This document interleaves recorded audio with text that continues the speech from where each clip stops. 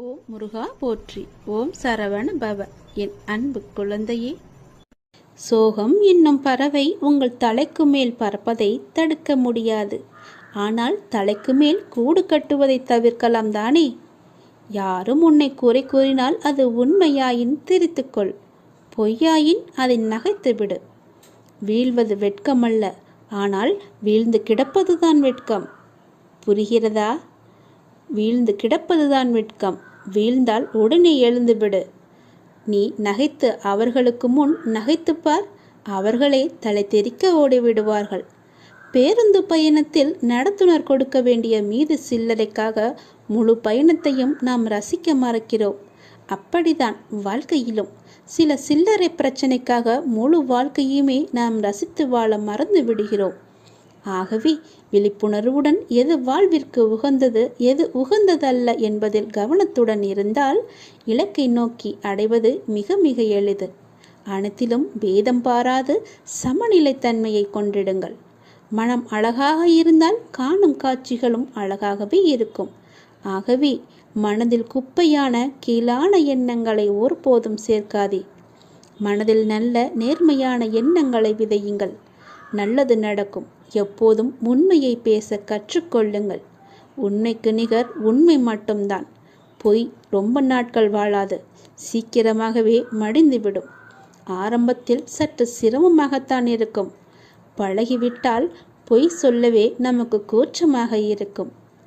உண்மைக்கு மிக வலிமையான சக்தி இருக்கிறது. அது சத்தியமானது, வலிமையானது. இறைவனுக்கு இறங்கி வருவார். நாம் வாழ்கின்ற வாழ்வில் அறமாகிய உண்மை இருந்தால் அந்த இறைவனை நம்மை தேடி தானாக இறங்கி வருவார். வாழ்கின்ற வாழ்வில் அறமாகிய உண்மை இருந்தால், அறமாகிய உண்மை இருந்தால் மட்டுமே இறைவன் நம்முடன் கலந்து விடுவார். ஆகவே உண்மை, நேர்மை, சத்தியத்தை எல்லாம் கடைபிடித்து வாழுங்கள். நீங்கள் வாழ்வதில் உயர்வது சென்னம். உங்கள் வாழ்வை யாராலுமே எதுவுமே செய்ய முடியாது. உண்மைக்கு அழிவே கிடையாது. அதை முதலில் தெரிந்து கொள்ளுங்கள். உண்மை சொல்லுவதால் என்ன ஆகிவிடப் போகிறது? ஒரு பொய்யை சொல்லி காலம் முழுவதும் குற்ற உணர்ச்சியுடன் இருப்பதற்கு பதிலாக ஒரு உண்மையை சொல்லி நிம்மதியாக வாழ்ந்து விடலாம். அந்த உண்மைக்கு அவ்வளவு நிம்மதியை தரும் சக்தி இருக்கிறது. அதை நீ மறந்து விடாதே. பொய்யை சொல்லி இன்று தப்பித்து விடலாம், நாளை நிச்சயமாகவே காலம் காட்டிக் கொடுக்கும். அதனால் உண்மையாகவே இருங்கள். நாக்கில் வருவது எப்போதுமே உண்மையான பேச்சாக மட்டுமே இருக்கட்டும். நான் உங்களிடம் வருகிறேன். ஒருவர் தனது இறை பக்தியில் முழுமையும் வலிமையும் அடைந்த பின்னர் அவருக்கு பக்தியானது முத்திவிட்டது என கூறுவதும் வழமையே. எனவே முழுமை முதிர்ச்சி அடைந்த நிலையே முத்தி, முக்தி என்று சொல்வார்கள். முதிர்ந்த பழம் முதிர்ந்துவிடும், முதிர்ந்த உயிர் இறந்துவிடும். எடுத்த காரியத்தை நீ பாதியில் விடாதே. செய்வதை திருந்தச் செய் என்ற உபதேசம் அனைவருக்குமே பொருந்தும். குருவை அடைந்து மரியாதையுடன் கற்றுக்கொள். கற்றதை மரணம் செய்து உருவேற்றிக்கொள் என்பது எல்லா மாணவர்களுக்குமே பொருந்தும். தொழில்நுட்பத்தை தெரிந்து கொள்ள முனையும் மற்றவர்களுக்குமே உரிய உபதேசம்தான் இது. எதற்காக எனக்கு சொல்கிறேன் என்று கேட்டதை, நீங்கள் ஆசைப்படுவதெல்லாம் கிடைக்காமல் இருப்பது உங்களை ஒரு சிறந்த வாழ்க்கைக்கு கொண்டு செல்வதற்காகவே இருக்கும் என்பதை நம்பு. முடிந்தவரை உங்கள் வேலையை நீங்கள் சிறப்பாக செய்து விடுங்கள். யாரிடமும் உங்கள் வேலையை ஒப்படைக்காதீர்கள். உங்களுக்கு கிடைக்க வேண்டிய அங்கீகாரம் தானாகவே கிடைக்கும். நேரத்தையும் வாய்ப்பையும் ஒருபோதுமே வீணடிக்காதே. அந்த தவறுக்கு எந்த காரியம் செய்தாலும் பரிகாரமாகாது. போன நேரமும் திரும்ப வராது. யாருக்காகவும் நேரம் காத்திருக்காது. பொறுத்துக்கொள். நீங்கள் செய்யும் ஒவ்வொரு நல்ல காரியமும் அதற்கான நன்மைகளை காலம் கடந்தாவது அழைத்து கொண்டு உங்களிடம் வந்து சேர்க்கும். வெற்றி என்ற முகத்துடன் உங்களிடம் வந்து சேரும். நீ நிராகரிப்புகளை எல்லாம் கண்டு நெஞ்சு உடையக்கூடாது. உன்னை யாராவது தூக்கி எறிகிறார்கள் என்றால் இறைவன் உன்னை மேலே தூக்கி விடுகிறான் என்று அர்த்தம். அதனால் நீ பயப்படாதே. தூக்கி எறிந்தவர்கள் போகட்டும், நான் உன்னை தூக்கி விடுகிறேன். தூக்கி எறிந்தவர்களை பற்றியே நீ கவலைப்பட்டு கொண்டிருக்காதே. எதிர்பார்த்து எதிர்பார்த்து ஏமாற்றங்கள் மட்டும்தான் கிடைக்கும். என் வாழ்வில் அற்புதங்களை நிகழ்த்துவேன் என்று நீ நம்பிக்கையுடன் காத்திருக்கிறாய் அல்லவா? உன் தந்தை நிச்சயமாகவே உன் வாழ்வில் அற்புதங்களை நிகழ்த்தப் போகிறேன். சில நேரங்களில் நீங்கள் செய்யக்கூடிய செயல்களை எல்லாம் சிந்திக்க வேண்டாம், கற்பனை செய்ய வேண்டாம். அது ஆச்சரியப்படுவதற்கில்லை. எல்லாவற்றையும் சிறப்பாக செயல்படும் என்று மூச்சு விடுங்கள். நம்பிக்கை வைத்திருங்கள். நான் அப்பா, என்னுடைய அப்பா சிறப்பாக அதை முடித்து தருவார் என்ற நம்பிக்கையோடு நீங்கள் காத்திருங்கள். நான் அவர் மீது வைத்திருந்த நம்பிக்கையும் பக்தியும் பொறுமையும் தன்னம்பிக்கையும் அவர் எனக்கு நிச்சயம் அதற்கான பலனை தருவார் என்று நம்புங்கள். நீ வைத்த நம்பிக்கைக்கு நிச்சயமாகவே நான் கைமாறு செய்வேன். உன் மனதில் எந்த சலனமும் இல்லாமல் இருக்கிறாய். நான் உனது பாவ மூட்டையை தூக்கி நான் சுமக்கிறேன். நீ கவலைப்படாதே, எல்லாவற்றையுமே நானே பார்த்து கொள்கிறேன். நீ எப்பொழுதும் போல சந்தோஷமாக இரு. நீ இப்போது உன் மனதில் ஏகப்பட்ட குழப்பங்களுடன் பதற்றத்துடனும் இருக்கின்றாய். வீணான கவலைகளை உன் மனதில் வைத்து கொண்டிருக்கிறாய். உன் மனமானது, உன் இதயமானது துடித்துடிப்புடன் காணப்படுகிறது. எதற்காக? வீணாக எதற்காக இந்த கவலை? ஏன் இந்த குழப்பம்? எதற்காக இந்த பதற்றம்? ஏன் இந்த துடித்துடிப்பு? நீ முதலில் அனைத்தையுமே விட்டுவிடு. உன் வேலைகளை பார்த்து கொண்டிரு. போகிற போக்கிலேயே போய்கொண்டிரு. எதையும் நீ தூக்கி சுமந்து கொண்டிருக்காதே. அதை முதலில் மறப்பதற்கு என்ன செய்ய வேண்டுமோ அதை செய். உன்னுடைய மனம் அதிலேயே லயித்து இல்லாமல் வேறு பக்கம் திருப்பு. அப்போதுதான் அவற்றை பற்றி எண்ணம் உன் மனதில் இழுக்காமல் இருக்கும். நான் உனக்காக அவதரித்தவன். நான் இருக்கும்போது எதற்காக நீ கவலைப்படுகிறாய்? உன்னை நல்லபடியாக உயர்த்த உனக்காக பாடுபட்டு கொண்டு நான் இங்கே இருக்கிறேன். தயவு செய்து நான் உன்னுடன் இருப்பதை நீ உணர்ந்து கொள். நான் வருவதற்கு முன்பும் வந்ததற்கு பிறகும் நடந்து கொண்டிருப்பதை நீ உணர்ந்து கொள். நான் வருவதற்கு முன்பு என்ன செய்து கொண்டிருந்தாய், நான் வந்த பிறகு எப்படியெல்லாம் உன்னுடைய பிரச்சனைகள் தீர்ந்தன என்று கொஞ்சம் திரும்பிப்பார். உன்னை எப்படி நான் கைவிடுவேன் என்று ஒரு நொடியில் நீ நினைத்து விட்டாய்? உன் அப்பா உன்னை பார்த்து கொள்ள மாட்டேனா? உன்னை அவ்வளோ சீக்கிரம் விட்டு விடுவேன் என்று நினைக்கிறாயா? உன்னை அனைத்து திசைகளிலிருந்தும் பாதுகாத்து கொண்டிருக்கிறேன். நான் இருக்கும் இடத்தில் எவரையுமே நெருங்க விட மாட்டேன். நான் உனக்குள்ளே நீக்கமற நிறைந்திருக்கிறேன். என் கண் பார்வை உன் மீது விழுந்து கொண்டிருக்கும் போது எந்த கெடுதலும் வந்து உன்னை துன்புறுத்தி விட முடியாது. தெரிந்து கொள், எந்த துன்பமும் உன் அருகில் கூட வர பயப்படும். நான் இருக்கிறேன், நீ பயப்படாதே. உனக்கு வரும் பிரச்சனைகள் எல்லாமே சிறு சிறு வகைதான். பயப்படாதே. பெரிதாக ஒன்றையும் நான் கொடுக்க மாட்டேன். கொஞ்சமாவது உனக்கு பக்குவம் வேண்டும் என்பதற்காகத்தான் இதையெல்லாம் கொடுத்தேன். சின்ன பிரச்சனையை பெரிதாக பார்க்காதே. மனதில் போட்டு குழப்பத்தை ஏற்படுத்தாதே. உன்னை நீயே பதற்றப்பட வைக்காதே. வீணான கவலைப்பட்டு உன் உடம்பை நீ வீணடிக்காதே. உன் இதயம் சீராக துடிக்க வேண்டும். அப்பொழுதுதான் நீயும் நன்றாக இருப்பாய். எப்படி என் வேண்டுகோள்கள் அனைத்தையும் இப்படி நிறைவேறியது என விரைவிலேயே நீ ஆச்சரியப்பட போடுகிறாய். கவலைப்படாதே குழந்தையே. என் கண்ணிலிருந்து வரும் அருள் கதிரால் நீ பாதுகாக்கப்படுகிறாய். அதனால் நீ கவலையை விடு. என்னுடைய கண்ணின் ஒளி உன் மீது இருக்கிறது. என் பார்வை முழுவதுமாகவே உன் மீது மட்டும்தான் இருக்கிறது. என்னை மீறி எதுவுமே உனக்கு நடக்காது. பயப்படாமல் தைரியமாக இரு. சந்தோஷமாகவே வைத்துக்கொள். நீ எப்பொழுதும் அமைதியாகவே இருக்கக்கூடாது. யார் உன்னை கீழே நோக்கி விழ செய்தார்களோ அவரை நோக்கி நீ மேலே எழு. எதற்காகவும் தயங்கி போய் கூனி குறுகி நிற்காதே. உனக்கு துணையாக உன் அப்பன் ஈசன் நான் இருக்கிறேன். நீ கவலையின்றி தைரியமாக மேலே எழுந்து வா. நீ மேலே எழும்புவதற்கு என்னுடைய கையை தருகிறேன். என் கையை பிடித்துக்கொண்டு நீ மேலே எழுந்து வா. நீ ஒரு இடத்தில் அவமானப்படும் போது கூனி குறுகி நிற்காமல் அவதாரம் எடுத்து காட்ட வேண்டும். கீழே வீழ்கின்ற போது விஸ்வரூபமாக எழ வேண்டும். உன் மனம் புண்படுகின்ற போது எல்லாம் புன்னகை செய். அதுவே அவர்களுக்கு மிக பெரிய தண்டனையாகிவிடும். நீ அவர்களிடம் வாதாடுவதை விட்டுவிட்டு நான் அவர்கள் முன்னையில் வாழ்ந்து காட்டுவேன் என்ற சபதம் எடு. நீ அன்பிற்காக ஏங்கி தவிக்கும் ஒரு இதயத்தை எந்த நிலையிலுமே அலட்சியப்படுத்தாதே. உன்னுடைய அன்பிற்காக ஏங்கி தவிக்கும் பல பேர் இருக்கின்றனர். உன்னை உயிராய் நினைக்கும் உறவு உன்னை விட்டு போகப் போகிறது. அதனால் உன்னுடைய கோபத்தை நீ விட்டுவிடு. அலட்சியப்படுத்தாதே அவர்களை. ஏனெனில் அதனை விட இவ்வுலகில் பெரிய பாவம் எதுவுமே இல்லை. உன்னை நம்பி வந்த உறவு அது. ஒருவனிடம் தர்ம சிந்தனை இருக்கும் பொழுது அந்த தர்மமே அவன் எதிர்காலத்தை பார்த்து கொள்ளும். ஏனென்றால் ஒரு மனிதன் என்ன பிரார்த்தனை செய்தாலும், எத்தனை மந்திரங்கள் உரியேற்றினாலும், எத்தனை அபிஷேகங்கள் யாகங்கள் செய்தாலும் கூட அவனிடம் உதவும் குணம் இல்லை என்றால் இறையருளை பெற முடியாது. ஒரு மனிதன் இறையருளை பெற வேண்டுமென்றால், ஏன் இறை நம்பிக்கை இல்லாவிட்டாலும் கூட பரவாயில்லை, தர்ம குணமும் பிறருக்கு உதவும் குணமும் இருந்துவிட்டால் போதும். இவன் இறைவனை தேடி போக வேண்டியதில்லை. அந்த இறைவனை இவரை தேடி வந்து விடுவார். இவன் இல்லம் நோக்கி வந்து விடுவார். எவன் அதிக அளவு தர்மம் செய்கிறானோ அவனிடம் இறையே வந்து கையேந்தும். அந்த அளவுக்கு தானத்திற்கு அவ்வளவு ஒரு மகிமை. பக்தினி, நீ இப்போது ஏன் குழம்பி போயிருக்கிறாய்?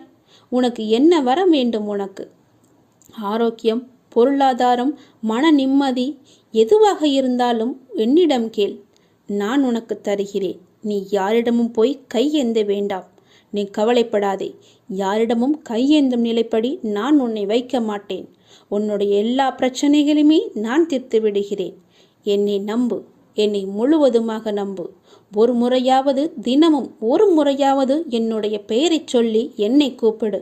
உன் குழப்பங்களுக்கு எல்லாவற்றிற்குமே நான் விடை தருகிறேன். உனக்கு என்ன வர வேண்டும் கேள்.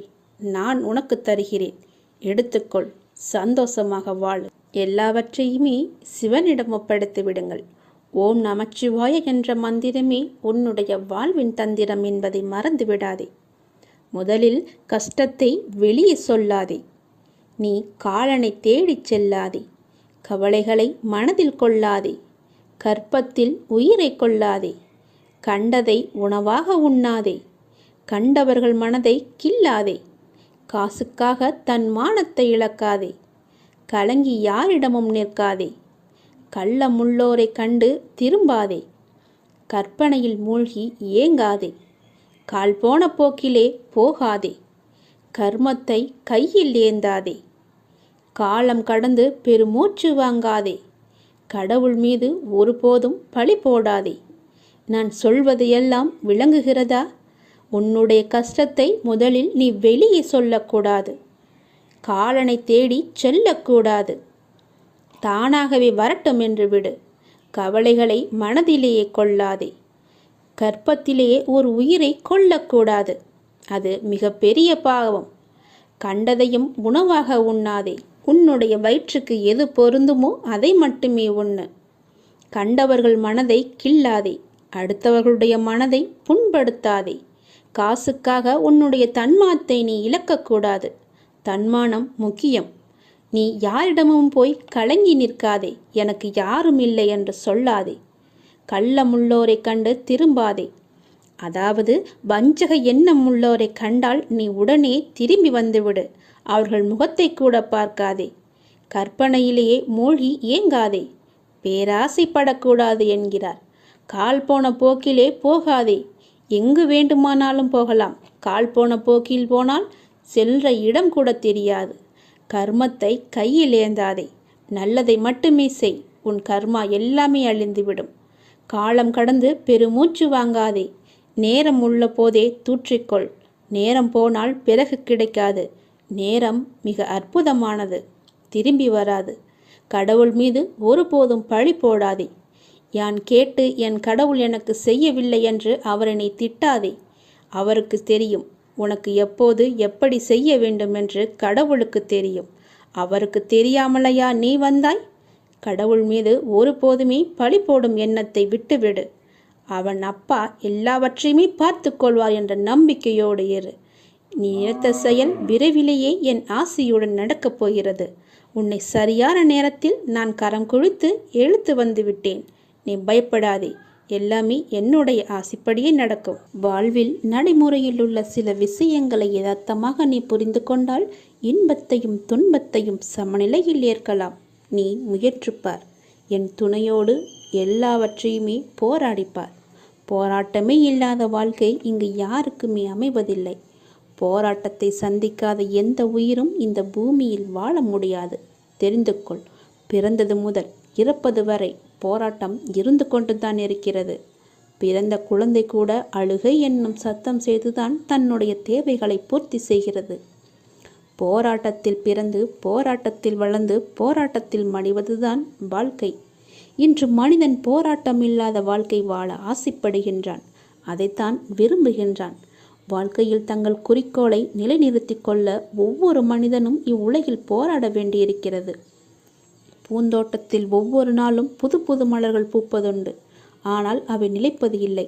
அது நியதியும் இல்லை.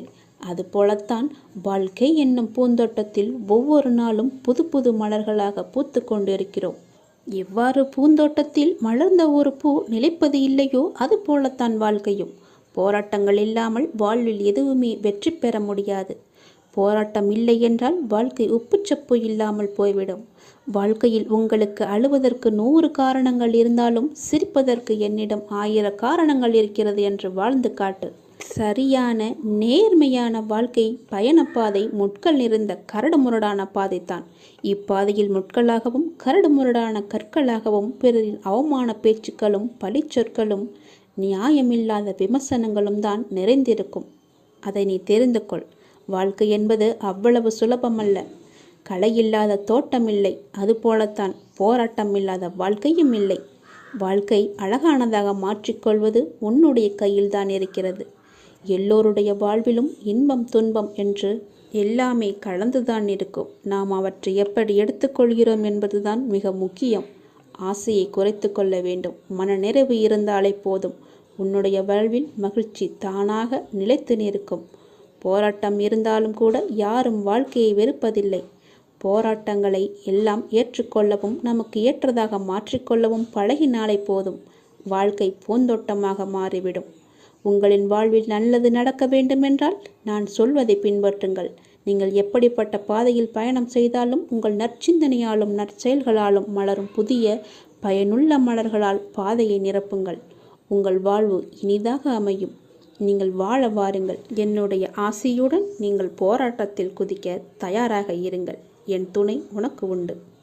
வாழும் ஒவ்வொரு நிமிடமும் இறை சிந்தனையுடன் இருங்கள். இறை சிந்தனை உள்ள பொழுது விழிப்புணர்வுடன் ஒவ்வொரு செயலையுமே நன்றாக துல்லியமாக எந்த குறையும் இல்லாமல் செய்ய முடியும். விழிப்புணர்வுடன் நீங்கள் செய்யும் எந்த செயலும் தவறாவதற்கு வாய்ப்பே கிடையாது. விழிப்புணர்வுடன் செய்யும் செயல்கள் நிச்சயம் ஒரு நாள் வெற்றியை தரும். உங்களுக்கு கிடைக்கும் வெற்றிக்கும் தோல்விக்கும் நிச்சயமாக ஒரு காரணம் இருக்கும். இரண்டையும் ஒன்றாக எடுத்துக்கொள்ள நீங்கள் முயற்சி செய்யுங்கள். வெற்றிக்காக மட்டும் செயல்களை செய்யக்கூடாது. ஒவ்வொரு செயலையும் இறைவனுக்காக நீங்கள் செய்யுங்கள். உங்களை படைத்த கடவுளுக்காக செய்யுங்கள். எந்த ஒரு எதிர்பலனையும் பார்க்காமல் எதிர்பாராமல் எதிர்பார்ப்புகள் இன்றி நீங்கள் செய்யும் ஒவ்வொரு செயலுமே அந்த இறைவனை போய் சேரும். உங்களுடைய புண்ணிய கணக்கில் சேரும். அதற்கு நிச்சயமாக பல மடங்கு பலன்கள் உங்களை தேடி தானாக வந்து சேரும். ஒவ்வொரு நாளின் முடிவிலும் நீங்கள் இறைவனுக்கு நன்றி சொல்ல பழகுங்கள். கண்டிப்பாக அன்றைய நாளில் நன்றி சொல்வதற்கு என்று ஏதேனும் ஒன்று நடந்திருக்கும். அதை நினைத்து இறைவனுக்கு நீங்கள் நன்றி சொல்லுங்கள்.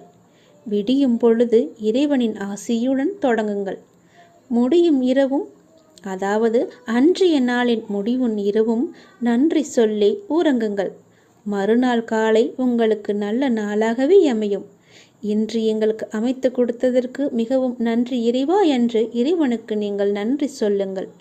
ஒவ்வொரு நாளின் தொடக்கத்திலும் இறைவன் மீது முழு நம்பிக்கையுடன் நீங்கள் தொடங்கி பாருங்கள். உங்கள் வாழ்வு எப்படி இருக்கிறது, அன்றைய நாள் எப்படி அமைந்திருக்கிறது என்று தானாகவே தெரிய வரும். எழுந்திருக்கும் பொழுது சட்டென்று எழுந்திருக்காமல் இறைவனின் பெயரை சொல்லிவிட்டு எழுந்திருங்கள். நன்றாகவே இருக்கும். ஒரு நிமிடம் சுதாரித்து கொண்டு பிறகு ஏந்திரியுங்கள். அப்பாவின் பெயரை சொல்லி எழுந்திரியுங்கள்.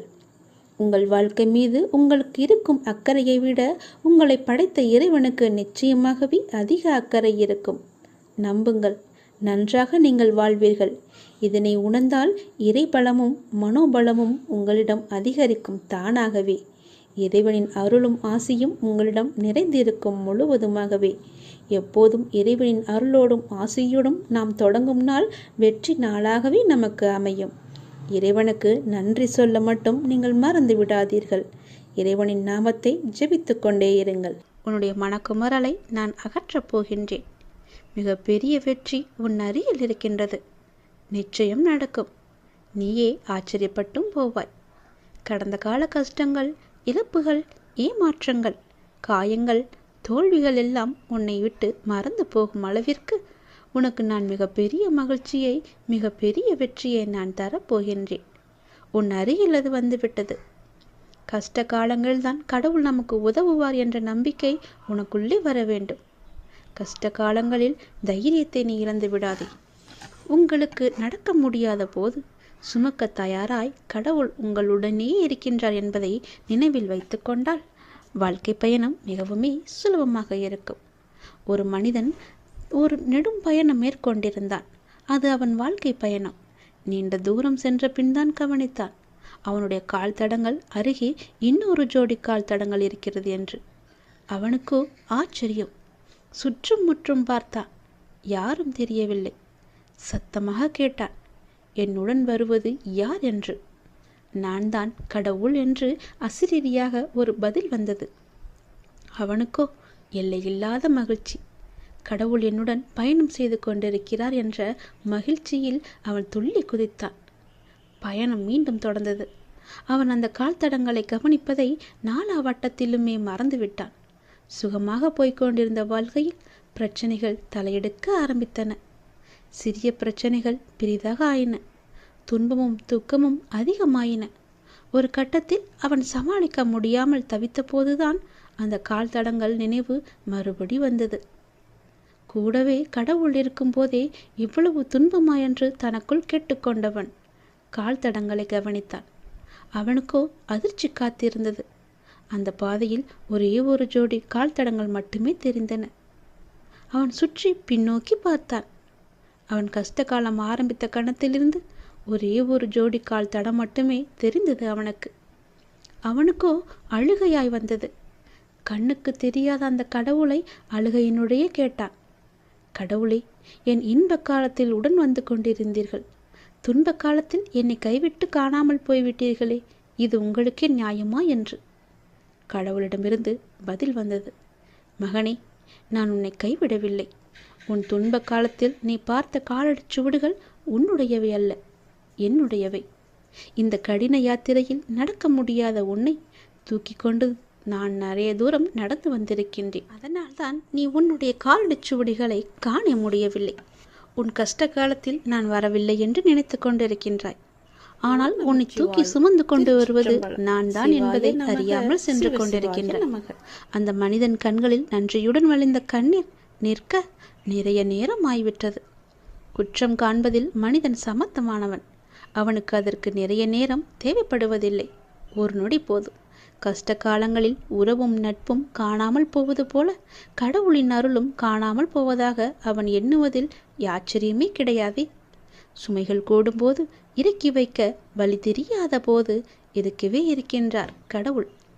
அவனிடம் வசவுகள் வாங்கி கொள்ள வந்த கஷ்டங்கள் எல்லாம் நமக்கு தெரியும். எத்தனையோ கஷ்டங்கள் வரவிருந்து அவை இறை அருளால் வராமல் தவிர்க்கப்பட்டிருக்கலாம். அவை நம் கவனத்திற்கு வராமலேயே போய்விடுகிறது. கடவுள் கணக்கு சொல்வதில்லை. எனவே எத்தனையோ உண்மைகளை நமக்கு தெரியாமலேயே போய்விட்டிருக்கின்றன. துன்பங்களும் சோதனை காலங்களும் வரும்போது நாம் ஒரு பெரிய உண்மையை மறந்துவிடக்கூடாது. எதுவுமே காரணம் இல்லாமல் நம்மிடம் வருவதில்லை என்று.